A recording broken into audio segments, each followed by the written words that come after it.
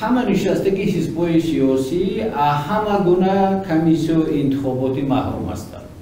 Ягон ҳизб ба ягон ҳавзаи интихоботӣ ёки ба ягон комиссияи интихоботӣ якта аъзоша пешниҳод карда наметавонад. ҳамаш аз марказ ташкил мешавад ва онҷо имконият дорад ки фақат маъмурият ёки ҳукумати ҷумҳурии Тоҷикистон ёки гирифтим ҳизби халқи демократӣ имконияти ворид кардани аъзоаша дорад.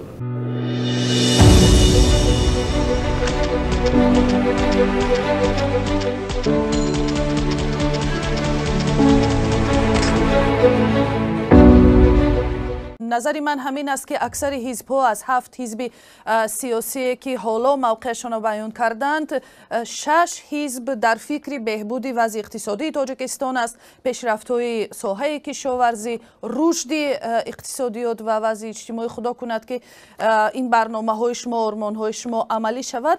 Вале саволе ки мо ки дар бораи интихобот ҳастем, дар остонаи интихобот ҳастем, саволи гундае ки бисёр хонандагони сайти радиои Озодӣ ба мо фиристоданд ин аст: худи шумо ба шаффофу одилона ва мутобиқ ба қонун баргузор шудани интихобот эътимод доред?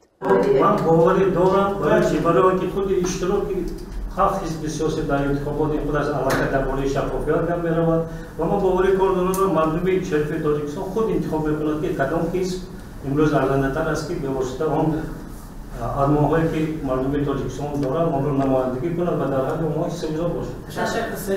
баргузор шудани интихобот бо иштироки ҳизбҳои сиёсӣ ин низоми демократия аст. давлат инра, ҳукумат инра барпо кард, эҷод кард, таъмин кард. акнун аз ҳама ҳизбҳои сиёсӣ ва барномаи онҳо ва муаррифӣ кардани ин барнома дар мардум ва мавқеи доштаи онҳо дар тӯли чанд соли охир мардум интихоб мекунад.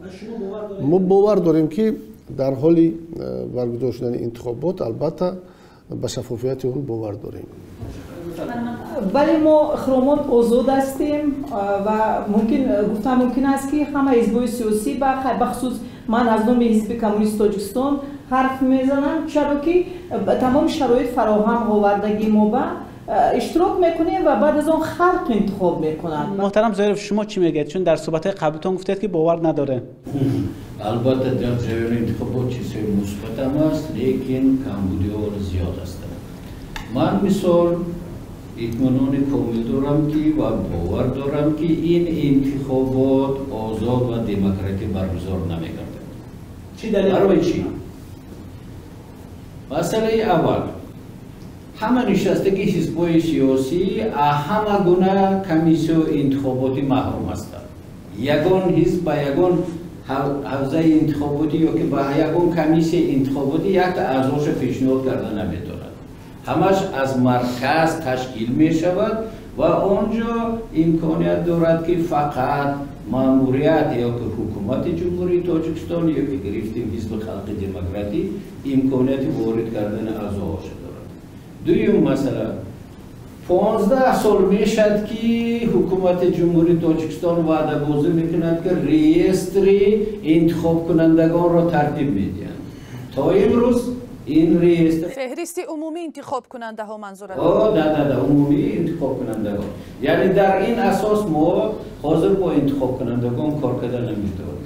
ва сеюм масъала дар он мебошад ки дар миқёси ҷумҳурӣ ҳама мисол мақомотои маҳалла ва маҳаллӣ ва худидоракунӣ ҳамаошон инҳо таъин шуда ҳастанд ва бевосита ҳам аз ҷиҳати маъмурӣ аз ҷиҳати ҳизбӣ дар тобеияти як одам президенти ҷумҳурии Тоҷикистон ҳастанд.